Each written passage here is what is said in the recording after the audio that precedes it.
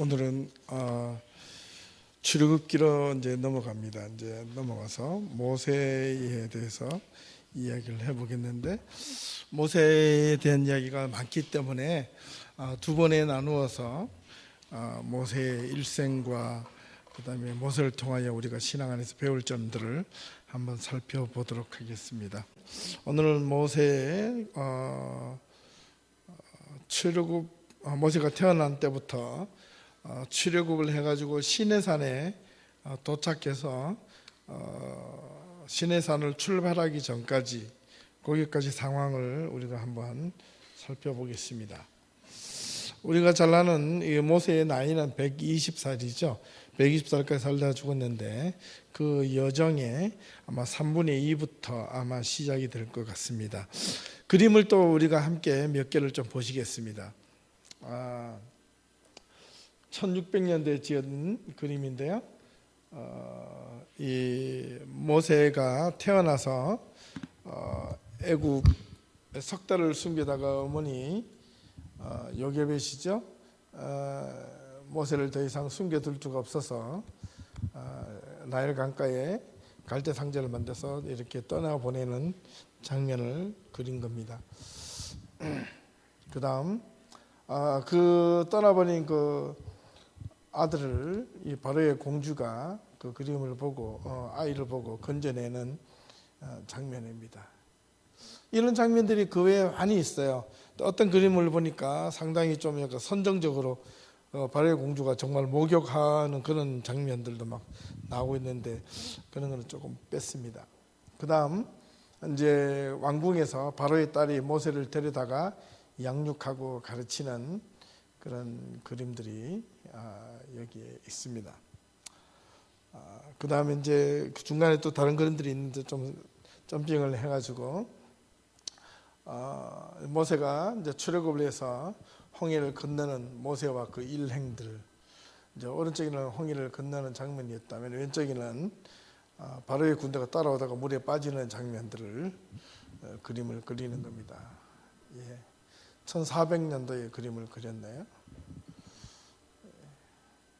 그 다음에 이 그림들은 한 그림 속에 여러 가지 내용들이 다 들어있는 겁니다. 홍해를 건너는 장면도 있고, 그 다음에 뭐 법궤를 적는 장면도 있고, 십계명을 갖고 내려온 장면도 있고, 십계명을 받으러 올라가는 장면도 있고, 한꺼번에 다양한 그림들이 이렇게 또 복합적으로 그림을 그려놓은 그림들이 있습니다. 이것도 그림 비슷하게. 출애굽 어떤 그림인가요?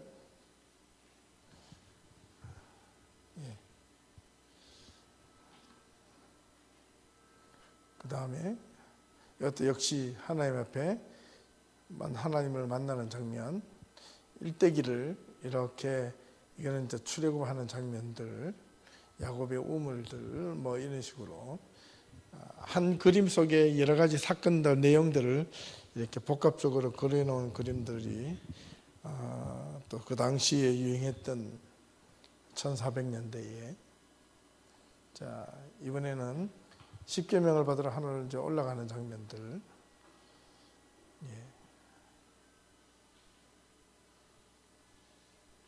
또 나중에 이제 십계명을 받고 내려왔을 때 이스라엘 백성들이 이방 그 우상을 섬기고 있는 모습을 보고 모세가 십계명을 이제 던지는 장면들이 있는 내용들입니다. 이거 어떻게?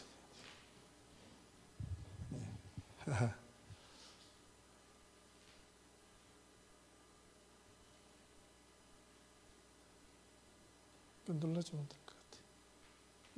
그래서 감사합니다. 자, 이제 우리가 이제 한번 생각해 보겠습니다. 우리 이제 모세라고 하면 이제 출애굽에 대한 엑소더스라고 말도 하죠. 이제 출애굽에 대한 이야기를 많이 이제 떠오르게 되는데, 이제 모세가 애굽에서 태어났죠, 그죠?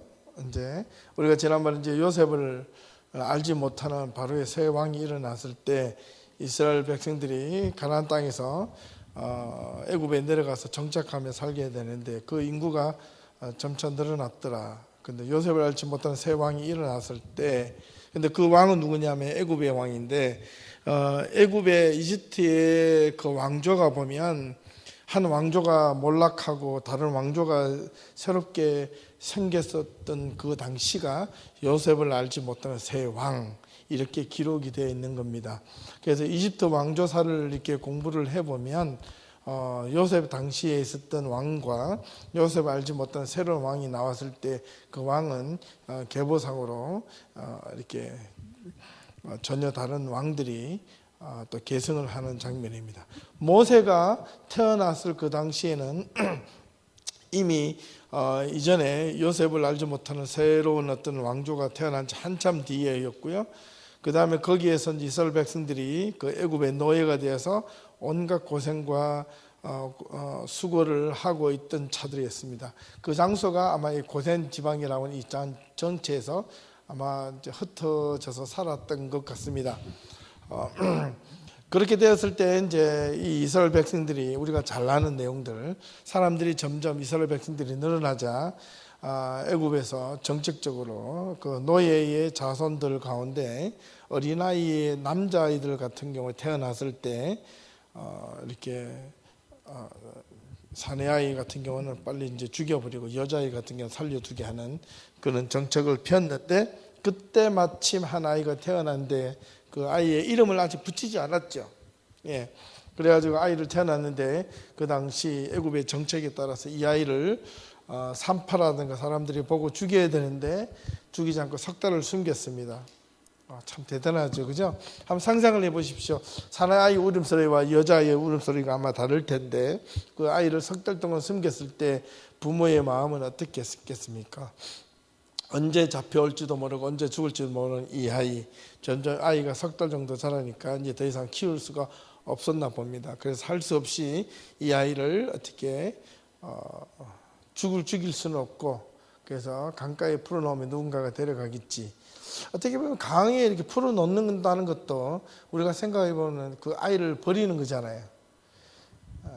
어떻게 보면 또 바로의 공주가 물에 목욕하러 나오는 것을 보고 이렇게 보냈는지도 모르겠지만은 아마 제 생각에는 기회를 틈타지 않았는가라는 생각이 듭니다.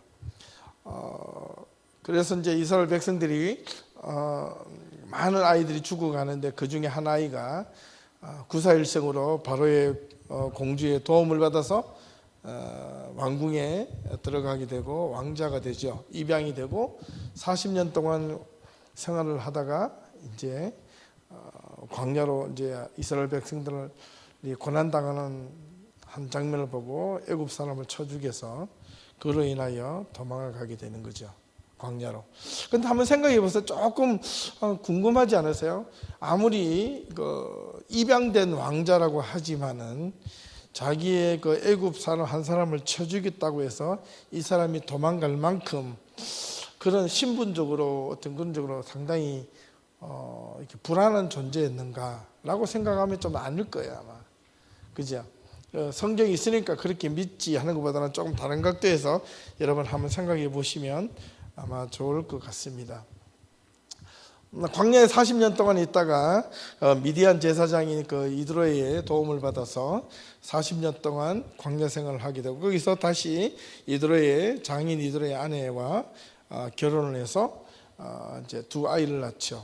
그리고 또 어느 날 나이가 80이 되었을 때 호렙산에 이르러서 사실 양을 치러 갔다가 가시떨기 나무 앞에서 하나님을 만나게 되는 거죠.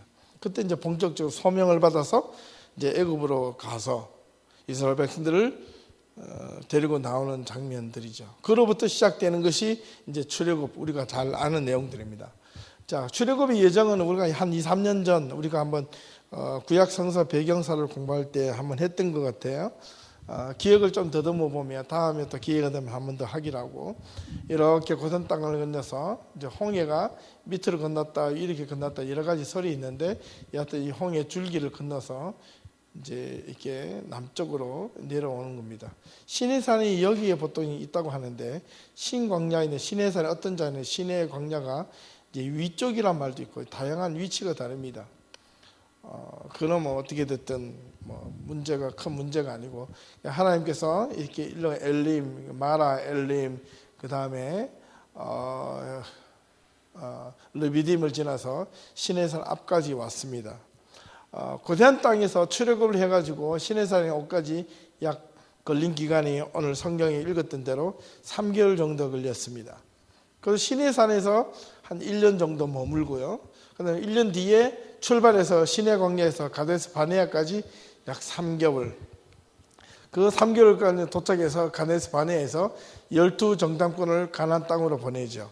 가나안 땅으로 보내고 나서 돌아왔을 때에 이스라엘 백성들이 어떻게 되었습니까? 통곡을 했죠. 그에 대한 내용은 이제 그 다음 주에 하기로 하고, 간략하게 이제 끝까지 설명을 좀 드리면, 이스라엘 백성들이 가데스 바네아에서 하나님을 향한 신뢰가 무너지고 통곡을 한 장면들 때문에 가나안 땅의 12정탐꾼의 그 가운데 2명 외에 10명의 그 사람들이 가나안 땅에 우리는 들어갈 수 없다라고 부정적으로 했을 때 이스라엘 백성들이 우리가 여기서 죽게 되었다, 광야에서 죽게 되었다, 차라리 애굽으로 돌아가자, 막 여러 가지 이야기들이 많이 있었죠. 그때 하나님이 진노하셨습니다. 내가 어떻게 너희들을 이곳까지 끌고 왔는데, 그랬을 때 이스라엘 백성들의 낙심과 하나님의 진노가 맞물려서 거기에서 하나님께서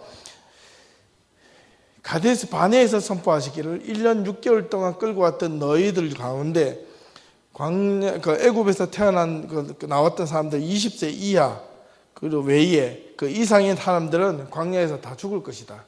여호수아 갈렙이 아무도 못 들어간다. 이렇게 하나님이 선언을 해버린 겁니다. 출애굽할 때 하나님은 그런 약속을 하지 않으셨거든요. 참 중요합니다. 잘 들으셔야 돼요. 하나님의 진노가 언제 시작되느냐 라고 했을 때, 하나님의 진노는 끝까지 참으시다가 하나님께서 어떻게 하나님의 때에 하나님이 더 이상 참을 수 없다고, 견딜 수 없다고 생각하시는 것이 아니라 하나님의 때에 이들을 그냥 놔두면 안 되겠다라고 마음을 먹은 그 순간 하나님의 결정은 돌이킬 수 없는 그런 무서운 진노로 변하기도 합니다. 그에 대한 대표적인 케이스가 이때부터 이스라엘 백성들이 38년 6개월 동안 다시 이 광야 생활을 여기서 뱅글뱅글 돌게 되고, 한번 보세요. 이거 얼마나 이 광야를 계속 도는가. 1년 6개월 갔다가 여기서 바로 들어갈 수도 있습니다. 아무리 보기에 인간적으로 보기에 안 될 것 같고 힘이 없을 것 같고 무능할 것만 같은 우리의 모습과 너무나도 강하게만 보이는 그 애굽의 가나안 땅의 칠족설의 그 모습과 비교할 수 없을 정도로 우리가 큰 차이가 나지만, 그럼에도 불구하고 하나님이 함께 하시면 우리는 그 모든 것도 우리가 다 능히 극복할 수 있다라고 하는 그 믿음 하나가 이스라엘 백성들을 오히려 하나님을 불신하게 만들고, 오히려 그것이 자기 자신의 믿음을 깎아먹는 그런 계기가 됐는데, 그것을 반전으로 그렇게 아니하실지라도 오직 하나님을 향한 신실한 믿음을 갖고 죽으면 죽겠다는 각오를 가지고 들어갔다면 아마 출애굽기는 다르게 써야지 않았을까. 나 그런 생각을 정말 읽을 때마다 이 아쉬움이 남는 대목 중에 하나입니다. 네. 자, 그래서 이제 38년 6개월 동안 다시 돌죠. 돌아가지고 이 밑으로 해서 사해를 지나가지고 요단강 건너기 전에 여기 모압 평지에 여기 다다릅니다. 거기서 이제 하나님께서 다시 한 번 더 모세를 통하여 이스라엘 백성들에게 제2의 출애굽기의 사건들을 가리키며 하나님의 율법, 법전을 가리킨 내용, 선포한 내용이 바로 신명기의 내용이지 않습니까? 여기까지가 이제 출애굽기, 레위기, 민수기, 신명기인데요. 자, 오늘은 이 앞에 시내 광야까지 오는 장면들을 우리가 한번 생각해 볼 텐데, 요거를 조금 더 글자가 좀 잘 안 보일 것 같아서 좀 크게 한번 보시면, 고센에서 숫곳, 에담, 마라, 엘림, 톱과 르비딤, 시내산에서 가데스 바네아에서 바란 광야를 돌다가 신광야 호르산에서 이렇게 해서 모압 평지 요단으로 올라갑니다. 요게 40년 과정인데, 요 과정을 모세가 마지막 40년, 3세 번을 나눌 수 있는데, 모세의 마지막 40년을 인생을 모세는 어디서 살았습니까? 광야에서. 근데 모세의 인생을 한번 생각해 보십시오. 그가 120년간의 삶을 살았는데요, 첫 해에 40년은 어디에서 살았죠?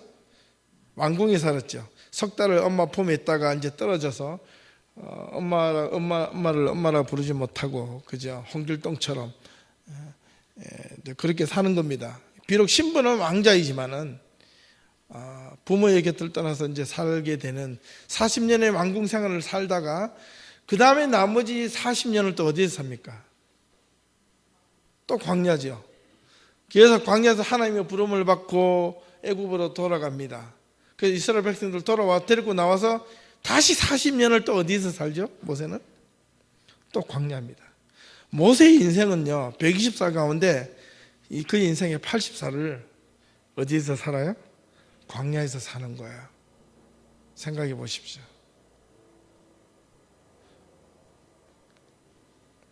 참 기구한 인생이지 않습니까? 자, 밑에서 이제 거꾸로 해서 수르 광야에 사흘길을 걸어서 출애굽에서 건너는 우물들. 오늘은 그 앞전에서 나왔던 모세가 이제 출애굽을 해서 사건들을 옛날에 했기 때문에 좀 스킵을 하고 모세의 행적을 조금 더 이렇게 생각에 좀 집중을 해보겠습니다. 그 그림을 좀 보시고요. 그 다음에 이 우물들이 지금도 남아 이집트 지역이 남아 있는데 아마 이스라엘이 이 마라의 샘 같은 거를 이거를 아마 지형적으로 차지했다면 이스라엘 백성들 아주 여기를 성지를 아마 만들어놨지 않았을까 하는 생각이 들어요.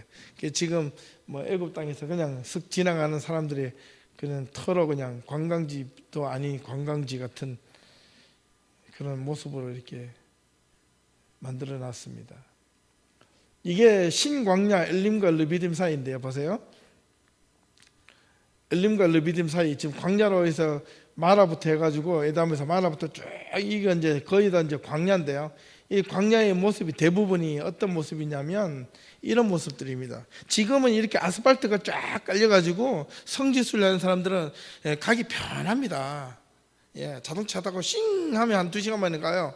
그런데 이스라엘 백성들 그 당시에서는 이런 아스팔트 도로가 어디 있습니까?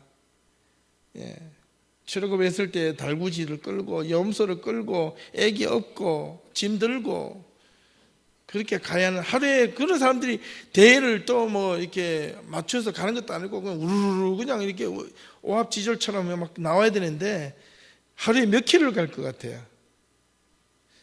일반 장정들도요, 군인들도 하루에 걸어서 50km, 60km 걷기 힘들거든요. 군장을 메고. 근데 이 사람들이 하루에 몇 킬로를 걸었겠냐 이 말입니다. 그죠?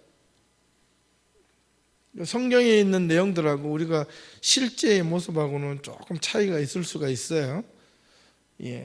얼마나 척박한 땅입니까? 그 다음에 이 르비딤에서 아말렉과 싸움을 하던 장면, 골짜기입니다. 르비딤 골짜기에 사이를 지나갈 때 아말렉을 만나서 이런 산꼭대기 위에서 모세가 손을 들고 있었던 거예요. 그 다음에 르비딤에서 오아시스, 물을 만나는 장면들. 자, 만나와 메추라기가 먹기 시작한 신광야인데 척박하기 그지없죠. 이거는 과거나 지금이나 거의 똑같이 있는 것 같아요. 2000년, 3000년, 4000년이 지나도 그 땅은 그대로 거기에 있었던 것 같아요. 과거는 지금보다 더 메말랐으면 메말랐지 그렇게 좋지는 않았을 것 같습니다. 아마 실제로 이렇게 보시면은 우리가 생각하는 성경으로만 이해하는 그 광야라는 그 삶 생각은요, 우리가 주로 이제 동물의 왕국에서 생각하는 푸른 들판 그런 식으로 생각하지만은 그보다 훨씬 척박하죠. 실제적으로는 물이 어디 있습니까? 물이 없어가지고 목말라해서 이스라엘 백성들이 불평을 하는 건 당연하겠죠. 지금 뭐 물 없다 그러면 어서 가서 이렇게 뭐 이렇게 슈퍼마켓 가지고 물병을 사오면 되잖아요. 캐나다 같은 데에서는 푸른 초장과 실만한 물가 이런 고백이 얼마나 간절한지 기억을 없어요. 근데 이런 데서 사는 사람들이 그 푸른 초장과 실만한 물가라는 그 개념은 그야말로 생명수와 천국과 같은 겁니다. 그죠? 놀랍죠? 그 다음에 하나 더, 만나와 메추라기 기억만 이런 신광야, 물 한 모금 풀, 사막과 같은 이런 곳을 지나갈 때 아침마다 만나와 메추라기를 먹었다. 그죠? 새가 날아가가지고 그 저절로 죽어주고 잡혀주고 한다고 생각해. 새 한 마리가 살 수 없는 그런 자리에서 어떻게 이런 일이 있을 수 있겠습니까? 한 번 더 보실래요? 이런 광야입니다. 이런 도로가 이렇게 더 깨끗하게 닦여진 게 아니겠죠. 이건 사람들 하도 지나가니까 되는 건데, 그야말로 이런 길을 그냥 척박한 길을 건너가는 거죠. 그 다음 이제 시내산에 도착해서 제일 밑에 성 캐서린 수도원이 있죠. 예. 시내산 등정이 시작되는 거죠. 시내산이라고 우리 알려진 곳이죠. 예. 시내산 정상에서 바라본 전경이라는데, 이 시내산에 과연 저기가 맞느냐 안 맞느냐 이런 여러 가지 이야기가 있지만 그거는 큰 의미가 없습니다. 예. 그다음 마지막으로 하나만 보시면 이제 되겠고요. 자, 다시 한 번 더 우리가 잘 보시면 우리가 총 모세의 생애를 출애굽 생애부터 임종 직전까지 나타나는데, 오늘 이게 빨간 표를 해놓은 것까지만 잠깐 보겠습니다. 쭉 읽어보시면 내용은 있는데, 내용은 우리가 많이 알기 때문에 그 내용을 크게 이제 다루지는 않고 한 번만 읽고 지나갈게요. 레이지파 고앗 게엘의 자손 중에 하나가 이 모세가 족보입니다. 아버지 아므람과 어머니 요게벳의 아들로 태어났고, 미리암과 아론의 동생입니다. 예, 어떻게 보면 모세가 막내라고 볼 수가 있겠죠. 그 다음에 유년기에 갈대 사이에 석 달 동안 숨겨 살다가 갈대로 내놓다가 바로의 공주의 양자가 됩니다. 청년기는 애굽의 훌륭한 교육을 받고 이스라엘이라는 자의식이 지니게 됩니다. 히브리인으로 히브리서 11장 25절에 그 내용이 나옵니다. 애굽인을 살해하게 되는 거죠. 히브리족 동족을 박해하는 모습을 보고 견딜 수가 없어서 욱하는 마음에 살해를 하게 됩니다. 근데 그 모습을 보고 동족들에게 거부를 당합니다. 왜 이 모세가 히브리 사람이 노예로 있는 것을 보고 애굽 사람이 박해하는 걸 보고 이게 욱하는 마음에 성질을 못 잡아서 자기 동족을 미안한 마음으로 애굽 사람을 때리는데 그만 죽게 되는 거죠.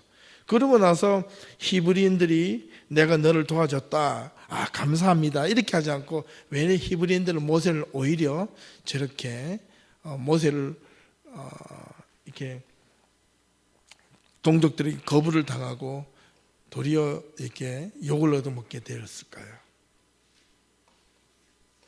이유는 단순합니다. 우리는 노예고 모세는 비록 히브리 신분이지만 누구예요? 왕자예요. 그래, 너 우리끼리 말로 그래, 너 잘났다 좀 이거죠. 너는 언제든지 나도 잘못하면 이처럼 때려 죽일 수 있지 않느냐? 너는 괜찮겠지. 나는 그냥 파리 목숨이야. 막 이런 겁니다. 그죠? 근데 모세의 진정성을 이해해주지 못했죠. 그래서 그것이 고발될까봐 도망을 갔다고 그러는데, 한번 생각을 해보세요. 그래도 신분이 왕자입니다. 왕자라는 신분이 누가 한 사람을 죽였다 해서 감옥에 들어갈 만큼 그 이상, 지금은요, 대통령의 아들은 대통령이 사람을 죽여도 감옥에 들어가지만은, 지금은 그렇게 그 시대지만 옛날에는 왕자가 입양이 됐다 어떻게 됐다 왕자가 이렇게 잡혀서 들어가는 것은 거의 있을 수가 없습니다. 누가 한 사람을 죽였다고, 여러 사람을 죽였다고 그렇게 들어가지 않습니다. 왕은, 또 왕자는 왕의 대리자, 신의 대리자이기 때문에 그렇습니다. 예. 우리가 또 잘 아는, 그 다음에 여하튼 이 모세가 미디안으로 도망을 갑니다. 왜 도망갔을까? 저는 여전히 지금 생각을 여전히 궁금합니다. 미디안 광야 생활 속에서 40년 동안 살게 되죠. 제사장, 이 미디안 제사장 이드로의 집에 거주하면서 시브라와 결혼을 하고 두 아들을 낳게 되죠. 그 다음 호렙산에서 하나님의 소명을 받고 애굽으로 돌아옵니다. 이스라엘 백성들의 구원을 선포하게 되는데, 모세가 하나님 앞에 약속을 받을 때 나는 입이 둔하고 어둔한 자입니다. 말을 잘 못합니다. 또 제가 보니까 조금 더 이상해요. 왜냐하면 모세는요, 애굽의 왕궁에서 얼마나 그 엘리트 교육을 받았겠습니까? 잘 받았겠죠. 말을 못하지 않았을 거예요, 아마 제 생각에는. 말도 잘했을 거라고 봐요. 아주 똑똑한 그 최고의 학문의, 최고의 선생의 가문의 집에서 교육을 받은 이 사람이 바로 저는 모세였을 것이라고 저는 확신합니다. 그런데 왜 모세는 입이 둔하다고 그랬을까? 그 점을 또 착안을 좀 해보셔야 돼요. 그래서 이제 하나님은 모세에게 이런 이야기, 내 형 아론이 있지 않느냐. 지금 생각해 보세요. 이 모세가 40년 광야에 있다가 그 왕자로 있을 때 40년 동안 자기의 형 이 아론이 있다는 걸 알았을까요? 몰랐을까요? 알았다고 해도 조금 문제고 몰랐다고 해도 문제입니다. 그죠?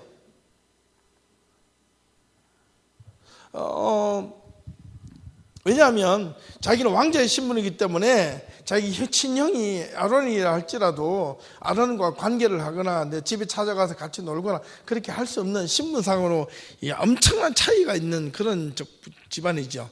이 모세의 그 자기 있는 집안들은 노예의 집안이고, 이 모세는 아론의 집안들, 모세의 원래 아버지 부모님들은 노예의 신분이고 모세는 왕자의 신분이기 때문에 그렇습니다. 그 다음 이제 그래 하나님이 말씀합니다. 네가 우둔하에 못 간다. 오케이. 그러면 네보다 말 잘하는 아론이 있지 않느냐. 자, 생각을 해보세요. 모세가 공부를 더 많이 했겠습니까? 아론이 공부를 더 많이 했겠습니까? 아론이 직분이 노예였을까요? 평민이었을까요? 아니면 애굽 사람이었을까요? 그런 걸 또 생각을 해보셔야 돼요. 자, 여하튼 하나님께서 아론을 통해서 말을 대신해 주겠다라고 해서 내려갑니다. 그래서 이 바로 앞에 섰을 때 바로가 쉽게 허용을 해주지 않죠. 그러자 이리저리 제사장과 함께 여러 가지 복수를 펼치다가 마지막에 10가지 재앙을 정해서 이제 바로가 이스라엘 백성들을 출애굽시키도록 허락을 해주죠. 그래서 시작된 것이 출애굽이고, 홍해를 건널 때 이스라엘 백성들이 막혔을 때 또 불평을 하고 했을 때 뒤에는 바로의 군대가 다시 그들을 잡으러 왔을 때 모세가 했던 장면들을 기억하시죠. 홍해를 건넜습니다. 바로의 군대가 따라오다가 홍해에서 잠겨서 다 전멸했습니다.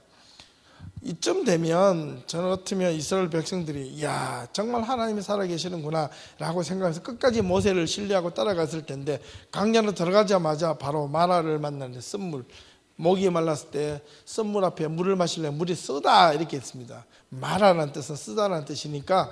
그런데 그 쓴물을 보고 또 불평을 합니다. 그래서 하나님께서 그걸 또 물을 또 쓰지 않게 해주셨고, 그 다음에 또 나와서 먹을 것이 없다라고 또 불평하니까 마라에서 드디어는 그 신강역 그 르비딤 사이에서, 엘림과 르비딤 사이에서 드디어 본격적으로 만나와 메추라기를 하나님께서 어디까지, 가나안 땅에 들어갈 때까지 하루도 빠지지 않고 그들에게 매일 만나와 메추라기를 전해주는 거죠. 그런데 주겠다고 약속했는데 이스라엘 백성들은 어떻습니까? 혹시 내일 메추라기를 못 먹으면 어떻게 하냐. 그래가지고 이틀치 3일치를 거뒀을 때 그것이 다 부패되었더라. 하나님을 신뢰하지 못하는 인간의 모습들을 그대로 노출시키고 있는 장면들이죠. 그렇게 해서 이제 시내산에 도착하는 장면들. 시내산에 도착해서 하나님께서 이스라엘 백성들에게 이제 올라가 봅니다. 아시죠? 십계명을 받으러 올라갈 동안에 너희들은 잠잠히 있으라. 그런데 이스라엘 백성들은 그걸 참지 못하고 모세가 시내산에서 내려오지 못하는 것을 견디지 못해서 이스라엘 백성과 지도자인 그 아론에게, 우리에게 그 새로운 어떤 신을 달라라고 이야기를 했던 거죠. 그래서 하나님의 진노가 모세를 통하여 일어나서 십계명을 갖고 내려오다가 그것을 부수고 우상 앞에서 춤추던 모든 이스라엘 백성들을, 제사장을 레위 자손들을 통해서 다 죽게 만들고 엄청난 피바다가 한번 시내산 밑에서 하나님의 산 앞에서 일어나게 되는 거죠. 그러고 있다가 1년 뒤에 새로운 십계명을 받고 1년 뒤에 다시 시내산에서 가데스 바네아로 출발하는 장면입니다. 쉽게 이제 이 정도 되는데 오늘 이제 빨리 좀 넘어갈게요. 모세는 누구인가? 뜻 쉽게 생각하면 물에서 건져낸 자라고 했는데, 이건 히브리 말로는요, 물에서 건져낸 자라는 뜻이면, 이 모세라는 이름을 누가 지었을까요? 바로의 공주가 지었죠. 그래서 원래 이름은 라모세라고 하면, 라라는 뜻은 태양이고 모셰라는 히브리 말론이 아니라 이 애굽의 말로는 아들이라는 뜻입니다. 그럼 태양의 아들이라는 뜻이에요. 그 다음에 신의 아들이라는 겁니다. 모세는 바로의 공주가 지었을 때 이런 내 아들이다 이렇게 붙인 거예요. 모세는 어떻게 태어났는가 우리가 잘 아시죠. 아므람과 요게벳의 아들로, 그 다음에 애굽에 태어났을 때 바로가 히브리인들이 번성함을 보고 태어난 사이에 아이를 죽이라 명령하였고, 이 아이는 석 달 동안 숨겨졌다가 갈대 상자에 담아 나일강 갈대 사이에 두어 바로의 딸이 발견하고 그를 데리고 키우게 했다. 자, 모세의 교육 환경과 삶의 세 단계가 있는데, 모세가 총 나이가 120살에서 초기, 중기, 후기를 나눌 수 있어요. 초기 40년은 애굽의 궁전에서 바로의 양자로 입양이 돼서 궁중 교육을 받았던 초호화 엘리트 교육을 받습니다. 그리고 두 번째 중기 40년은 광야로 나가서 온갖 고난의 삶을 경험하고 배우게 되고, 마지막 후기 40년은 이스라엘의 백성의 지도자로서의 마지막 삶을 살게 되는데, 처음 이야기 들을 때 모세의 120년 동안에서 80년을 광야에서 모세가 평생을 지냈다는 사실입니다. 앞선 이 40년의 궁중 생활이 아무리 호화스러워도 그 후반기에 80년을 가나안 땅에서 이 아니라 이 광야에서 이렇게 살았다면 참 모세는 어떻겠습니까? 참 힘들었겠죠. 자, 그 다음 그림을 한번 보셔야 되는데, 이 관계를 잘 보셔야 됩니다. 이 하셉수트라는 이 여가 바로의 딸입니다. 이 이집트의 왕조에는 그 아버지와 어머니 사이에서 난 자식이 아들과 딸이면 둘이가 그냥 결혼을 하는 겁니다. 바로의 공주와 바로의 왕자가 그 밑에 있는 왕자와 공주가 결혼해서 다시 한 쌍을 이루는 겁니다. 그래서 이 투트모스 1세가 이 하셉수트와 부녀의 관계입니다.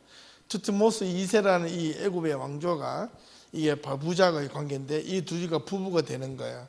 부부가 됐을 때 아들을 낳은 것이 투트모스 3세, 누구를 통해서? 하셉수트를 통해서 이렇게 되는 겁니다. 그런데 이 모세가 물에서 건져내가지고 양자로 삼아버립니다. 그러면 이 투트모스 3세와 모세의 사이는 어떤 관계가 되죠? 양자와 친자와 적자의 사이에서 알게 모르게 경쟁의 관계가 됩니다. 여러분 그 모세라는 영화 보셨나요? 출애굽 최근에 나온 영화 있습니다. 출애굽 맞죠? 모세인가요? 네? 못 봤어요? 네? 엑소더스, 예. 봤어요? 최근에 작년인가 나온 영화. 작년인가 재작년에. 우리 한번 볼까요? 같이 다음 6월 첫째 주 둘째 중에 하나 지금 영화를 또 보려고 하는데, 그렇기 때문에 이 모세는요, 투트모스 3세가 유명한 사람입니다. 이 사람이 아주 이집트의 그 최고의 번성기를 누렸던 이집트 왕조 중에서 가장 화려한 그 왕 중에 한 사람이 투트모스 3세입니다. 모세하고 경쟁 관계에 있었습니다. 예. 그 다음에 부자가 아멘호텝 2세라고 이래가지고 이렇게 관계가 이어집니다. 연대기로 보면 투트모스 3세가 하셉수트하고 모세하고 이렇게 관계가, 투트모스 1세에 모세가 출생하고 2세에 아버지가 하셉수트하고 둘이가 결혼해서 남매이자 부부 관계입니다. 그죠? 3세를 놓고 이렇게 모세를 통해서 입양을 하고 이 둘 사이가 경쟁 관계에 있다가 나중에 도망을 가게 되는 거죠. 모세를 이 투트모스 3세가 어떻게 보면 늘 자기의 가시처럼 여겼는데 왕권이 뺏길까봐, 그래서 이 모세를 언제 어떻게 이렇게 쳐낼까라고 생각을 많이 했겠죠. 실마리가 아마 모세가 잡혔던 것 같습니다. 예. 그러나 그거 애굽 사람 한 사람을 죽였다고 해서 그렇게 도망갈 만큼 그렇게 큰 죄는 아닙니다. 왕자의 신분에서는. 자, 모세의 성격을 우리가 한번 좀 공부를 조금 해봐야 되는데, 모세의 성격은 도대체 어떻게 가졌을까? 크게 세 가지 성격을 가졌다고 우리가 볼 수 있는데요. 그 첫 번째는 모세는요, 불의를 보면 참지 못하는 성격이 있었습니다. 바로의 왕자로 바로의 심기만 건드리지 않으면, 아버지 투트모스 2세 건드리지 않으면 어떻게 보면 모세는 무의도식하면서 아주 그냥 조금 바보처럼 경쟁 관계에 있는 자기 투트모스 3세의 그 마음을 잘 적당히 비율을 맞추고 한량처럼 살았다면 정말 이 자신의 권력을 마음대로 누리면서도 살아갈 수 있었지만, 이 모세는 불의를 보고 참지 못했던 그런 성격이었던 것 같습니다. 그 다음에 두 번째는 모세는 어떤 진정한 리더십을 가진 자입니다. 이후에 보면 광야에 40년간의 훈련을 받고 모세가 이 지도자로 왔을 때 이스라엘 백성들을 출애굽시켜가지고 모세의 삶을 돌아보면 백성들이 엄청난 원망과 불평을 듣고서도 모세는 이스라엘 백성들을 향하여 불평과 원망을 하지 않습니다. 하나님 앞에 잘못했을 때 큰 진노는 하지만은 이스라엘 백성들이 자기를 향하여 불평했을 때 그 불평의 소리를 하나님께 고백하고 하소연합니다.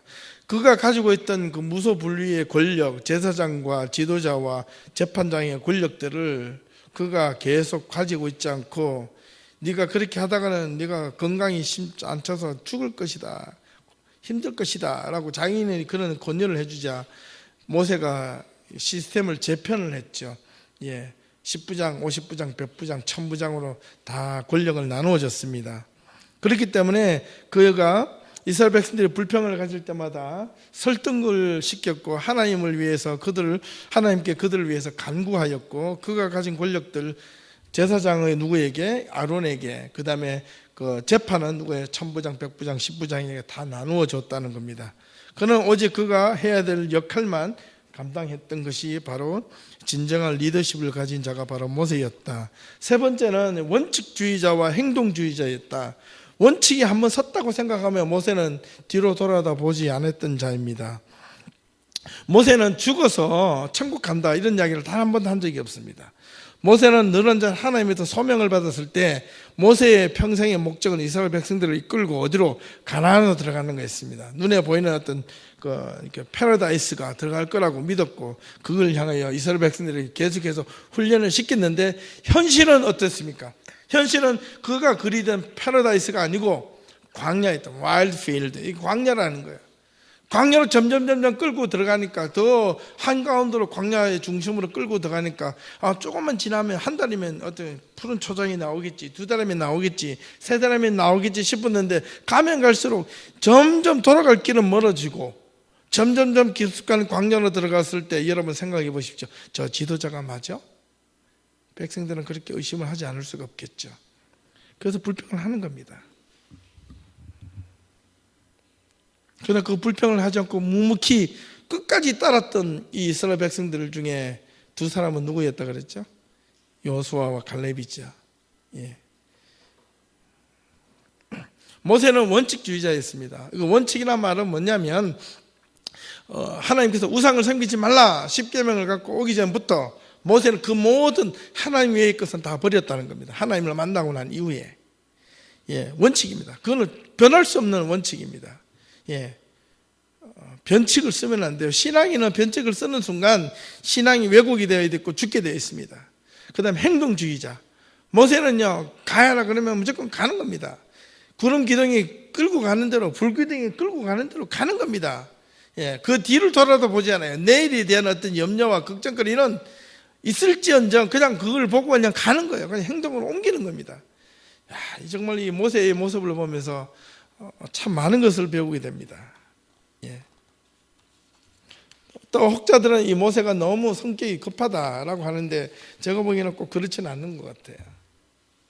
그 다음 모세의 가계도를 잠깐 보시면 우리가 잘 아는 이 모세 이렇게 있는데 한번 잠깐 보시면 되겠고, 그 다음에 이제 오늘 이제 중요한 것들은 모세가 출애굽하기까지의 여정입니다.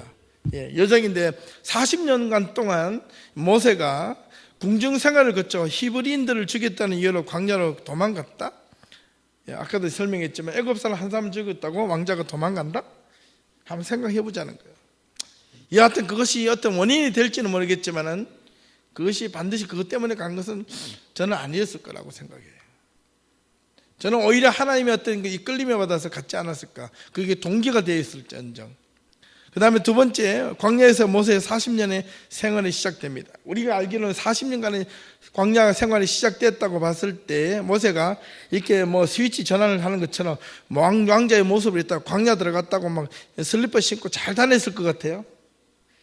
제 생각에는 이 왕자의 모습 신분에 있다가 광야로 들어가서 첫 한 1년, 2년은요 이 모세는요, 견딜 수 없는 어떤 그런 심리적으로 모멸감, 두려움, 자기의 신분이 갑자기 낮아짐, 이런 고통, 괴로움, 어떤 신세 한탄, 이런 것들이 인간적인 면에서 있었을까요? 없었을까요? 저는 많았을 것 같아요. 근데 그 모든 것들을 다 어떻게 해야 됩니까? 하나님의 진정한 지도자로 거듭나기 위해서 이게 다 40년 동안 거기서 걸러지는 거예요. 걸러지는 거예요. 필터로 걸러지는 작업들이 거기서부터 시작이 되는 거예요. 미디안으로 가서 미디안 제사장 이드로의 양떼를 치며, 이 양떼를 친다는 것은 이 애굽 사람들에게는요, 이 유목민을 가장 싫어했습니다. 지난주에 제가 요셉을 이야기하면서 말씀을 드렸잖아요. 왜 싫어했습니까? 이 유목민들은요, 애굽 사람들은 농사를 짓고 정착 생활을 하는 사람이기 때문에 이 유목민들에 대해서는 이런 신출귀몰하고 아주 천민 중에 가장 천민으로 봤어요. 가장 높은 왕자의 신분에다가 가장 천한 낮은 이 양떼를 치는, 양을 치는 그런 신분으로 전락했다고 생각해 보십시오. 우리는 글자 딱 한 두세 줄로 이렇게 해지는데, 모세의 그 생활, 라이프 스타일은 이 천국에서 지옥으로 확 떨어지는 겁니다. 그야말로. 그런데 거기서 이드로의 딸 십보라와 결혼을 합니다. 이 결혼 생활이 재밌었겠어요? 제 생각에는 처음에는 신세 한탄이 많았을 겁니다. 그래서 게르솜과 엘리에셀의 이름의 뜻이 그런 거잖아요. 위로를 받았다, 뭐 고난을 입었다, 뭐 이런 뜻이잖아요. 자, 그 다음에 드디어 이제 모세가 40년이 거의 광야에서 지날 시점에 역시 어느 날과 똑같이 시내산에 호렙에 올라가서, 하나님의 산 호렙에 올라가서 양떼를 치려고 아마 했던 것 같아요. 혼자 뭐 무의도식에 의해서 산책을 하러, 아까 보셨지만 가시떨기 나무에 있는 그 시내산에 올라간다는 것은 바보 같은 짓입니다. 그죠? 근데 올라갔는데 거기에 양떼가 있을까? 양이 풀 먹일 데가 없는데 어떻게 그 양떼가 거기서 지킵니까? 근데 거기서 하나님을 만나게 되죠. 가시떨기 나무 앞에서. 소명을 받습니다. 그리고 이스라엘 백성들을 데리러 애굽으로 내려갑니다. 바로를 대적해서 10가지 재앙 후에 출애굽을 하게 되고, 그러고 나서 다시 한 번 더 이스라엘 백성들이 광야를 지나 시내산에 도착하게 됩니다. 자, 한 번 더 그림을 조금 더 하나 더 볼게요. 이게 또 광야입니다. 광야. 시내산에 들어가기 전에 르비딤에서 이제 시내산 사이를 지나가는 광야입니다. 그죠? 지금 아스팔트 잘 돼 있죠. 너무 잘 돼 있어요. 자, 광야에서 출애굽까지 모세가 가장 중요한 사건 중에 또 하나가, 우리가 한 6가지를 이제 생각을, 이 내용대로 우리가 알고 있으니까 우리가 한번 생각을 해보겠습니다. 한 7가지가 있는데, 첫 번째가 광야에서 미디안 제사장을 이드로를 만난 사건이 참 중요합니다. 그거 많고 많은 것에서 광야에서 이드로를 만났다? 이거는 참 우리가 생각해 볼 겁니다. 왜? 이드로를 만나는 이유는요, 결혼도 했지만 이드로를 통하여 그는 무엇을 배웠을까? 그겁니다. 새로운 어떤 그 환경과 삶과 훈련을 받은 겁니다. 우리가 척박한 곳에 아주 좋은 삶을 살다가도, 우리가 가장 낮은 곳으로 떨어졌다가도 거기에서도 누구를 만나느냐에 따라서 우리는 삶을 재개할 수가 있습니다. 어떤 사람을 만나느냐에 따라서 그 삶이 더 척박해질 수도 있고, 우리가 높은 곳에서 아주 좋은 곳에서 살다가도 나쁜 사람을 만나가지고 땅으로 떨어질 수도 있고, 우리가 가장 낮은 곳에서 살다가도 누구를 만나느냐에 따라서 그 사람이 새롭게 반전이 될 수가 있다는 겁니다. 이 이드로를 만난 사건은 모세에게는 새로운 반전의 시간이 아닐 수가 없습니다. 훈련의 시간입니다. 철저하게 훈련을 받습니다. 양떼를 통하여 양을 치면서 모세는 새로운 어떤 지도자의 모습으로 거듭나게 되는 거죠. 두 번째는 모세가 여호와의 산 호렙에서 하나님을 만나는 장면, 소명을 받았습니다. 많고 많은 사람들 중에 왜 모세를 하나님께서 이스라엘 백성의 지도자로 선택을 하셨을까? 이겁니다.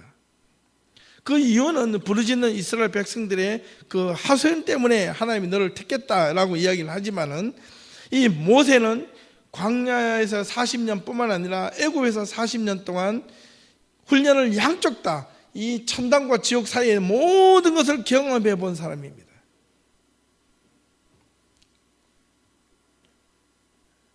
이제 우리는 자기 삶은요, 어떤 사람은 낮은 곳에서, 어떤 사람은 높은 곳에서만 살던 사람은 아주 하이클래스 계층에서만 태어나서 살던 사람, 소위 말해서 이렇게 아주 부유한 집안에 태어난 사람들은요, 가난한 사람들의 마음을 몰라요.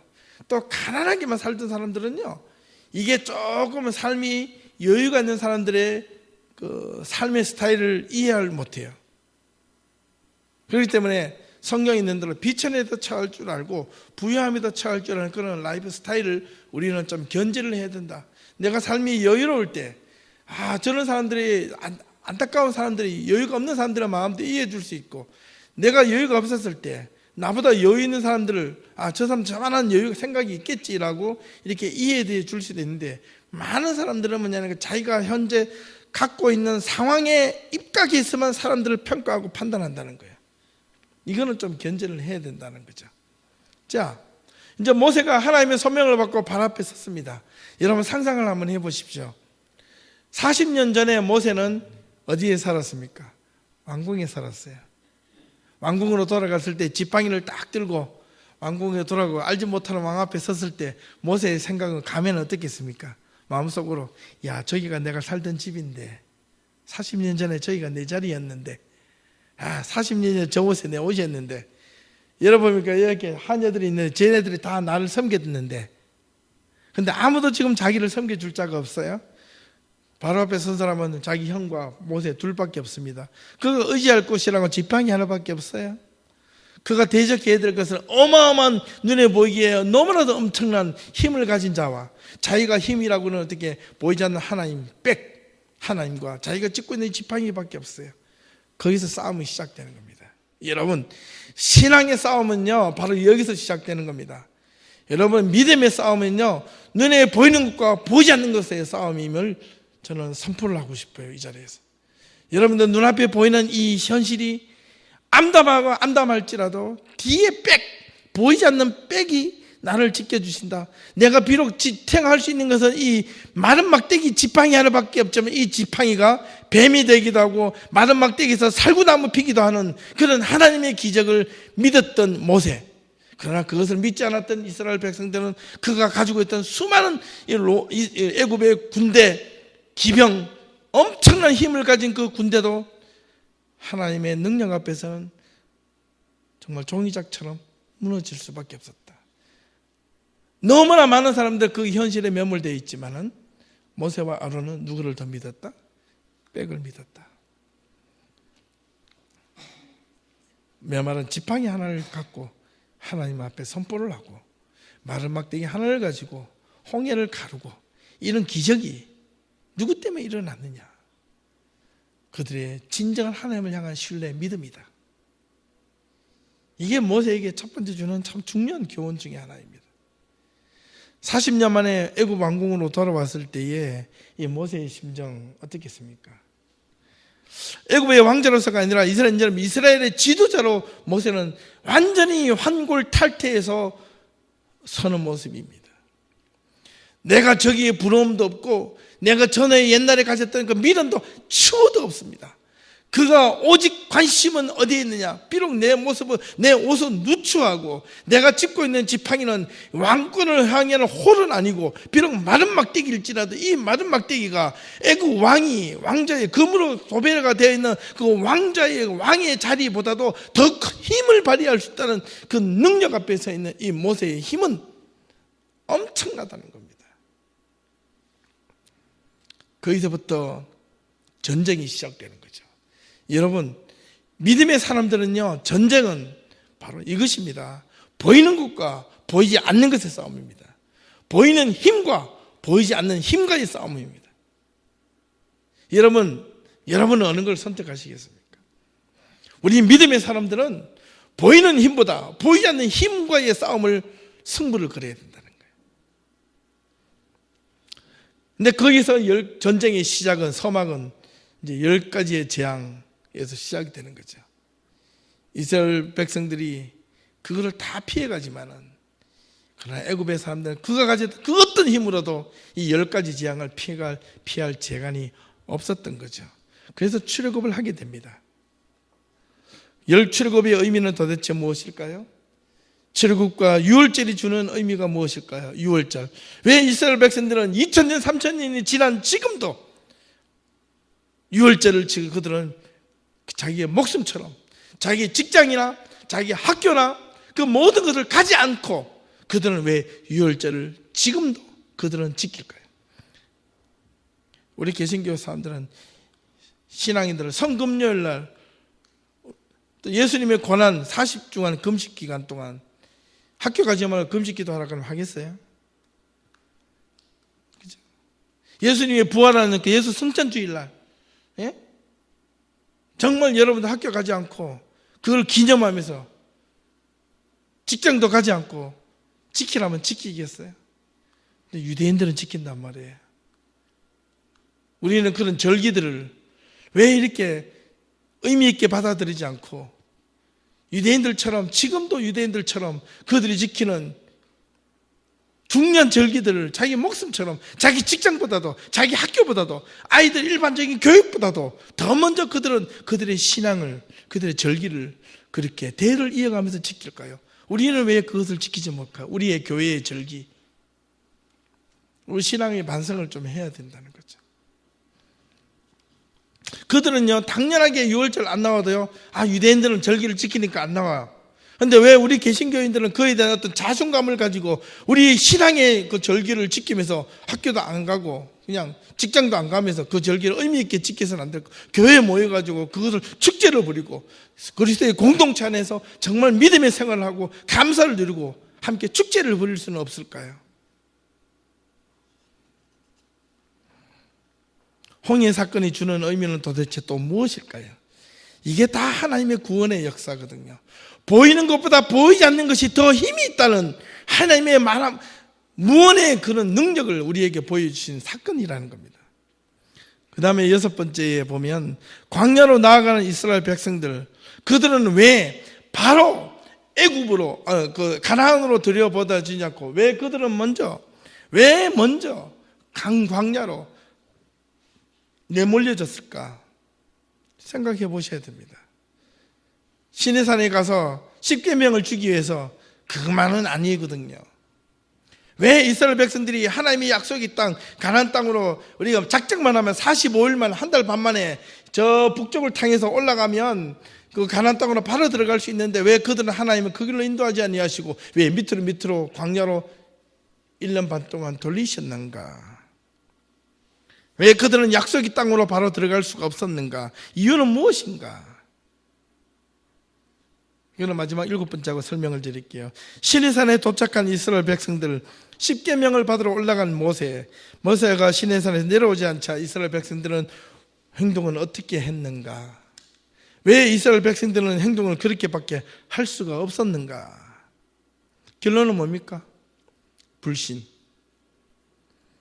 자기가 생각했던 유토피아와 내가 생각했던 지도자, 나를 이끌어주는 그 지도자가 점점 광야로 끌고 가는 그 모습이 내가 생각했던 모습은 이게 아닌데, 내가 생각했던 교회의 모습은 이게 아닌데, 내가 생각했던 어떤 그런 판타지는 이게 아닌데, 내가 생각했던 신앙의 모습은 이게 아닌데 라고 하는 순간 불평을 하게 되겠죠. 앞서서 광야로 나아가는 이스라엘 백성들, 왜 그들은 광야로 내몰려졌을까요? 이유는 단 하나. 이스라엘 백성들이 광야에서 불평할 때마다 그들은 무엇을 회상을 했죠? 애굽의 삶을 그리워했습니다. 하나님은 애굽을 떠날 때에 애굽의 삶을 그리워하도록 만드신 것이 아니라 애굽의 삶을 단절시키기 위해서 광야로 내몰렸다는 사실을 기억하셔야 됩니다. 어려움에 처할 때 보면요, 과거에 대해서 그리움을 갖게 됐어요. 그래도 옛날이 나았지, 옛날에 좋은 모습이 있었지. 여러분, 지금 아무리 그렇게 생각해봐야 과거는 현실로 돌아오지 않습니다. 문제는 새로운 출발이 중요합니다. 새로운 믿음이 출발하고, 이제는 그들이 부르짖었던 이 하나님께 그들을 출애굽해 주셨으면 출애굽을 해 주시고 그들이 간구했던 그 하나님을 바라보고 가야 되는데, 근데 그들은 비록 광야로 내몰렸지만 그들이 요구했던 가장 큰 것을 얻었습니다. 그게 무엇이죠? 자유를 입었잖아요. 노예의 삶으로부터 벗어났잖아요. 매일매일 그렇게 수고하는 삶으로부터 그들은 벗어났잖아요. 그들이 부르짖었다는 것은 그것 때문에 하나님 앞에 부르짖었는데, 그런데 먹을 것이 없다고 자기가 생각했던 광야의 길로 간다고 그들이 진정으로 부르짖으며 외쳤던 그 자유의 삶, 노예의 삶으로부터 벗어나는 그런 간구함을 잊어버린 겁니다. 이게 인간의 모습이에요. 이게 우리의 현실의 모습이에요. 이게 신앙인들의 모습과 똑같다는.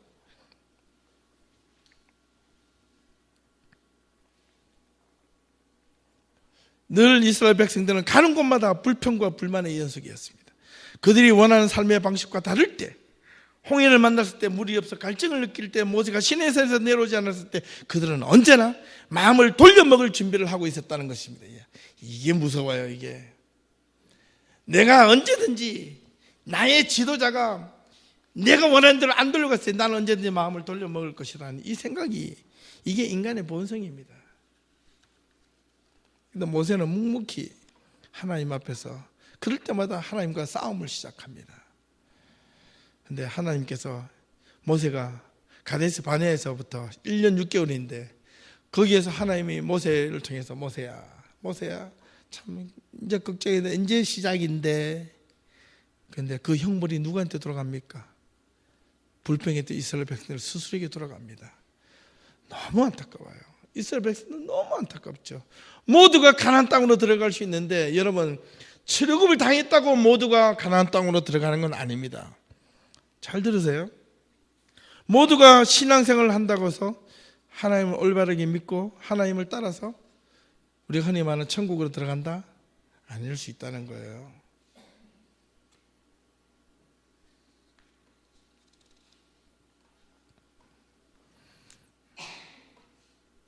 이스라엘 백성들이 믿는 믿음의 방식은 무엇이었는가?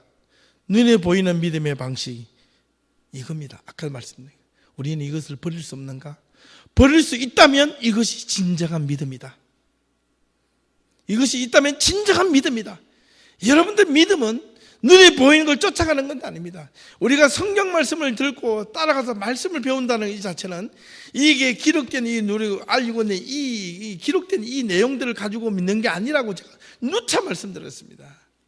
그런데 오늘 많은 교회 사람들을 보면 다는 아니에요. 안 그런 사람들 많이 있지만 평소에 보편적으로 보면 이 자체에 그 너무 매몰돼 가지고 성경을 올바르게 이해하지 못하는 사람들이 너무 많다는 거예요. 제가 지금 성경을 하나 준비하고 있는 게 두 가지가 있잖아요. 창세기하고 사복음서를 비유를 제가 준비를 하면서 책을 다시 읽기 시작했는데, 또 읽어보니까요, 이게 너무 놀라운 것을 또 발견합니다. 예를 들면 이겁니다. 성경 속에는 우리가 사건, 역사, 히스토리가 있지만, 히스토리 속에서 역사의 사건 중에서 성경이 이야기하고 있는 많은 내용들은 크게 세 가지로 구분됩니다. 첫 번째, 상징. 두 번째, 기호. 세 번째가 비유입니다. 상징과 기호와 비유의 차이점을 아시나요? 이 이야기를 하고 이제 사복음서에 들어있는 비유 이야기를 들어가면요, 우리가 그동안 읽었던 이 사복음서의 비유하고 예수님의 의도하고는 전혀 다른 것들이 너무나도 많다는 거예요. 근데 우리는 그냥 그 자체를 우리의 필터로, 우리의 생각으로만 사복음서 읽어 제끼니까 이 성경이 우리한테 적용이 안 될 수밖에 없죠. 하나님의 말씀으로 적용이 안 되는 거예요.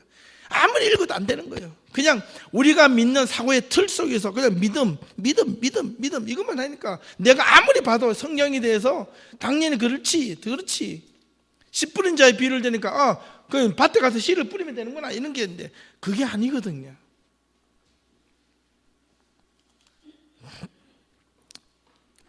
마지막 세 번째는, 시내산에서 이스라엘 백성들이 아론에게 요구한 것은 도대체 무엇이었는가? 이게 지도자가 부재됐을 때 그 나머지 사람들이 또 다른 지도자가 중요한데, 이 아론도 보면 참 문제가 많은 친구입니다. 그죠? 그들에게 새로 인도의 신을 요구했을 때 지금까지 출애굽한 신이 아론에게로부터 해서 이스라엘 백성들 하나님을 포기하겠다는 거였잖아요. 자, 이제 결론을 한번 내려보죠. 여러 번, 두세 번 반복을 했는데 이걸 도표로 하나를 그리게 한다면 다음과 같습니다. 잘 보십시오. 이게 애국이라는 것을, 이걸 이제 어떻게 보면 상징, 비유인데요. 이게 이제 하나의 상징이죠. 이런 것들 애굽, 광야, 가나안 이렇게 세 단계를 잘라서 말씀을 드릴 수 있다면 이 애굽은 뭐냐면 인간의 죄 가운데 처해 있는 우리의 실존, 이건 하나의 상징적인 거죠. 그죠? 상징으로 말할 수 있는 거죠. 예, 성경에는 사건을 두고 우리의 삶에 적용시킬 때 그 사이에서 뭔가 의미하는 바를 깨달아야 돼요. 이게 하나님의 말씀이에요. 근데 우리는 그 자체만 이해하면 전혀 깨달을 수 없어요. 하나의 상징, 뭔가 하나님께서 이스라엘 백성들 하는 사건을 통해서 우리에게 주시고자 하는 어떤 상징적인 의미가 있다는 거예요. 애굽에 처해 있는 것은 인간이 죄 가운데 처해 있는 인간의 이 억눌러져 있는 고뇌, 절망, 실존, 두려움, 고통, 이것이라면 애굽으로부터 끄집어낸 것은 뭡니까? 불러내주시고 광야로 나아가는 것은 과거에 이 애굽에서 가졌던 죄된 습성을 버리게 하시고 훈련시키기 위한 장소이다. 이 과정이 없이는 어떻게 하나님의 약속된 땅으로 결코 들어갈 수가 없다. 하나님의 사람들은, 하나님의 백성들은 반드시 훈련의 과정이 거쳐야지만 하나님의 나라에 들어간다는 거예요. 내가 온전하게 훈련받지 않으면, 하나님의 말씀으로 거듭나지 않으면 어떻게 거듭나?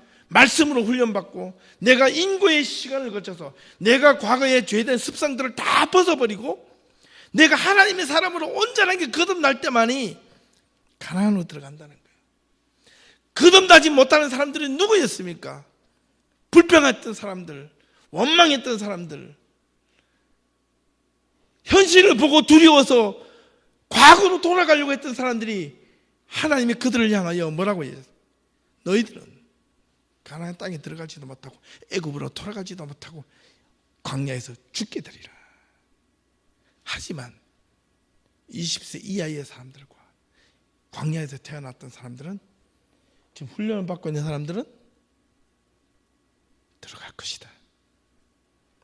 이게 놀라운 하나님의 메시지.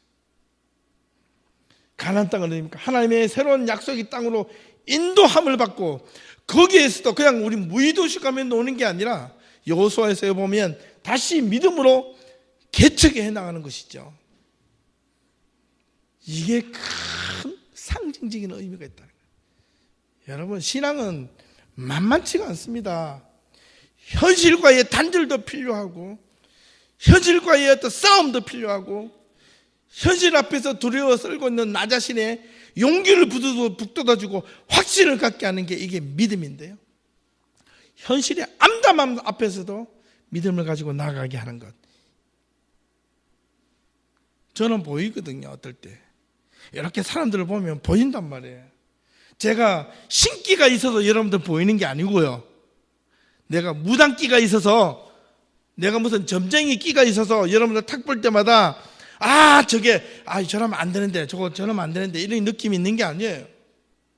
뭐냐면, 하나님의 말씀 앞에서 몸부림 치다 보면, 그 몸부림 때문에 저 사람이, 제가 저렇게 해야 되는데, 저렇게 하지 못하는 모습, 어떤 선택을 해야 될 때, 먼저, 모세의 결단에 따르면, 원칙을 가지고 행동을 하고, 어떤 올바른 것에 분명한 가치를 갖고 선택을 해야 되는데 그렇지 못하고 자기 정신을 빠져버리는 선택을 하는 신앙인들에게는 저건 아닌데 라고 한마디 툭툭 던져도 그 사람은 거기에 코드가 안 맞아지면 절대로 그 이야기를 거슬리게 들려집니다. 아시겠어요? 그러다 결과를 많이 놓치잖아요.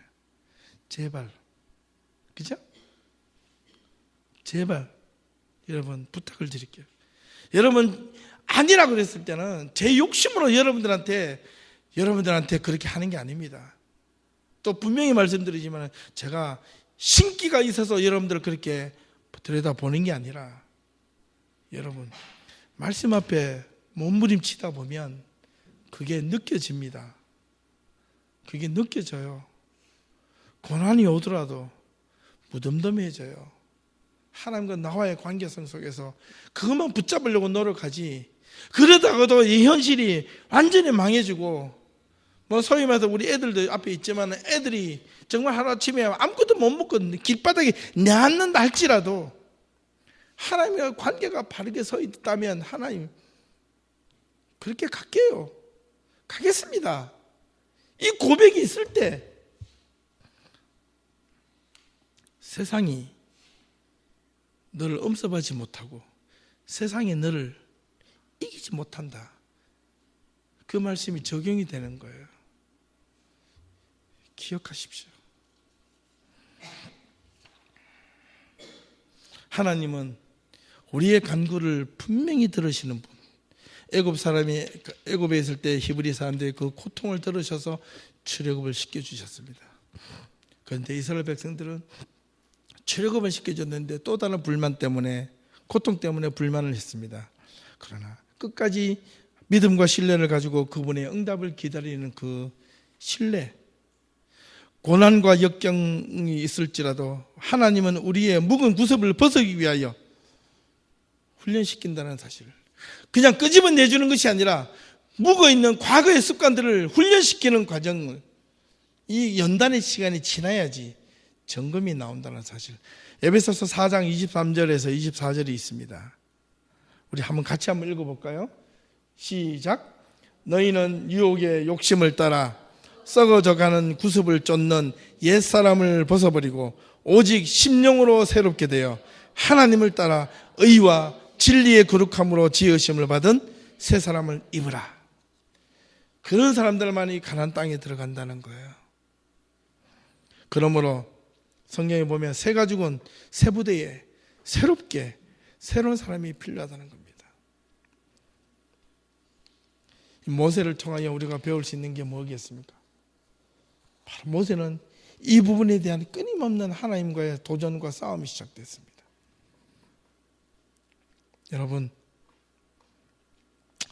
여러분은 좀 서 있는 위치가, 우리 예담교회의 위치가 여전 애굽입니까? 광야입니까? 아니면 지금 가나안 땅에 들어가기 직전에 있습니까? 가나안 땅에 있습니까? 여러분 신앙, 우리 교회의 모습을 오늘 이 말씀을 통하여 돌아볼 수 있기를 바랍니다. 기도하겠습니다.